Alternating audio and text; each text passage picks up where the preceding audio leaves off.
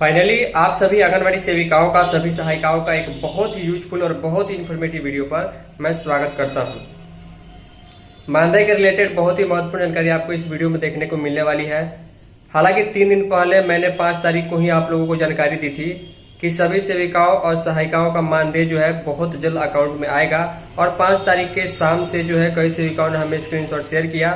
सेविका को 4500, सहायिका को 2250 रुपए केंद्र सरकार वाला जो हिस्सा था उनके बैंक अकाउंट में आना शुरू हो चुका है। कल तक भी, परसों भी कई सेविकाओं को आया हुआ है। सबसे बड़ी कंफ्यूजन की बात यह है कि अगर किसी सेविका के पास 2 या 3 या 4 बैंक अकाउंट है लेकिन उनको जो है पैसा आया या नहीं आया या मालूम नहीं चल पा रहा है। कभी कभी ऐसा भी होता है कि आपके किसी बैंक अकाउंट में मोबाइल नंबर आपका रजिस्टर्ड नहीं हो या फिर छोटा अमाउंट जब बैंक में क्रेडिट होता है तो उसका मैसेज नहीं आ पाता है। इस वीडियो में हम आपको दिखाएंगे और ये भी बताएंगे कि एक ऐसी सेविका है जिनको मानदेय जो है आज से 3 दिन पहले उनके बैंक अकाउंट में आ चुका था। हालांकि उनके पास 2-3 बैंक अकाउंट था लेकिन उनको जानकारी का अभाव था। मैंने कल जब उनको सूचना दी, उनको क्लियर बताया, तब उनको मालूम चला कि उनका मानदेय जो है केंद्र सरकार का जो हिस्सा है 4500 रुपए, वो डीबीटी इनेबल कोई और अकाउंट था उसमें जमा हो चुका है। तो इस वीडियो को आप ध्यान से देखिएगा। अगर आपके पास 2 या 3 बैंक अकाउंट है और पुराना वाला मानदेय वाले अकाउंट में कौन सा पैसा आएगा, और ये जो पैसा जिसमें बिहार NACH लिखा हुआ है ये केंद्र सरकार का ही है। चलिए डिटेल के लिए आगे हम आपको चलते हैं, पूरी चीजों को डिटेल में दिखाते हैं। वीडियो पसंद आएगी वीडियो को लाइक जरूर कीजिएगा। सारी चीजें जानकारी आपको मानदेय के रिलेटेड इसमें देखने को मिलने वाली है। तो फाइनली सभी सेविका बहुत ही ध्यान से इस वीडियो को देखिएगा। ये जो मानदेय का नया सिस्टम आया हुआ है उस नए सिस्टम के चलते जो है आपको प्रॉब्लम ये आ रही है कि आपको खुद मालूम नहीं है कि आपके कौन से बैंक अकाउंट में ये पैसा क्रेडिट हो जाएगा।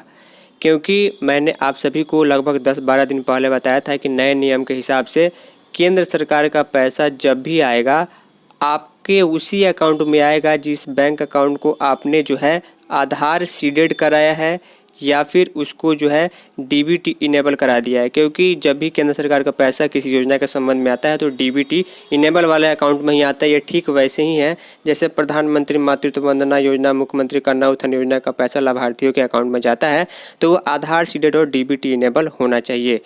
अब देखिए यहाँ पर दिक्कत क्या है, ये कौन सा स्क्रीनशॉट मैं आपको दिखा रहा हूँ और क्यों दिखा रहा हूँ, सारी चीज़ें मैं आपको समझाऊंगा। वीडियो को आपको लाइक जरूर करना है, कम से कम 2000 लोग लाइक जरूर करें। मुझे अच्छा लगता है, हम आपके लिए ऐसी यूजफुल वीडियो लेकर के आते हैं। और इस वीडियो को अपने व्हाट्सअप ग्रुप में जरूर शेयर कर दीजिएगा क्योंकि बहुत महत्वपूर्ण जानकारी मानदेय के रिलेटेड आपको यहाँ पर समझने को मिलने वाली है। देखिए मैंने बताया था कि केंद्र सरकार का जो हिस्सा है वो आपके मानदेय वाले बैंक अकाउंट में आने का चांस कम है। ये उसी अकाउंट में आएगा जिसमें आपने डीबीटी इनेबल कराया है, आधार सीडिंग कराया है। तो देखिए मान के चलिए कि ये जो मैं आपको दिखा रहा हूँ कैनरा बैंक में एक सेविका का जो है मानदेय का जो आधा पैसा देख पा रहे हैं 4500 अमाउंट डिपॉजिट हुआ है। 4 जुलाई के डेट में ही ये पैसा आ गया है। और यहाँ पर पार्टिकुलर में या फिर स्टेटमेंट में जब आप देखेंगे तो लिखेगा NACH बिहार और यहाँ पर 12-13 डिजिट का नंबर रहेगा। ये नंबर प्राइवेसी इशू के चलते मैंने हाइड कर दिया, इस नंबर से आपको मतलब नहीं है, लेकिन NACH बिहार लिखा हुआ आ रहा है और 4500 रुपये आएगा। देखिए चूँकि इनका जो अकाउंट है वो बिहार ग्रामीण बैंक में इनका मानदेय वाला अकाउंट है और वर्षों से उसी में पैसा आ रहा था, लेकिन ये जो पैसा आया उसमें नहीं आया, ये इनके केनरा बैंक वाले सेविंग अकाउंट में आ गया।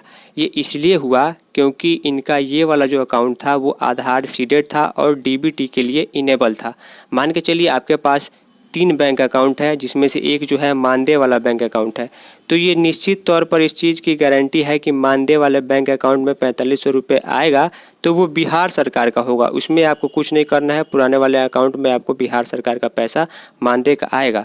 बाकी अगर आपके पास बच गया 2 अकाउंट तो 2 अकाउंट में उनमें से जो भी अकाउंट आपका आधार सीडेड रहेगा, मैं बार बार ये कह रहा हूँ आधार सीडेड और डीबीटी इनेबल आपको फॉर्म भर के बैंक में देना है, जिसको भी आपको ये मानदेय जो केंद्र सरकार वाला आ रहा है उसको चाहिए। तो इन सेविका को मालूम ही नहीं था कि उनका पैसा कितने तारीख को आया और कब आया, तो उनको मैंने बताया कि आपके पास जितने भी बैंक अकाउंट हैं उसका एक बार पासबुक चेक कीजिए, चाहे पासबुक ऐप से चेक कीजिए या फिर बैंक में जाकर उसको चेक कीजिए, स्टेटमेंट चेक कीजिए, क्योंकि 4-5 तारीख को बहुत सारे लोगों का पैसा आया था। तो यहाँ पर जब इन्होंने चेक किया तो उनके केनरा बैंक वाले अकाउंट में ये पैसा आया जिसमें NACH बिहार लिखा है।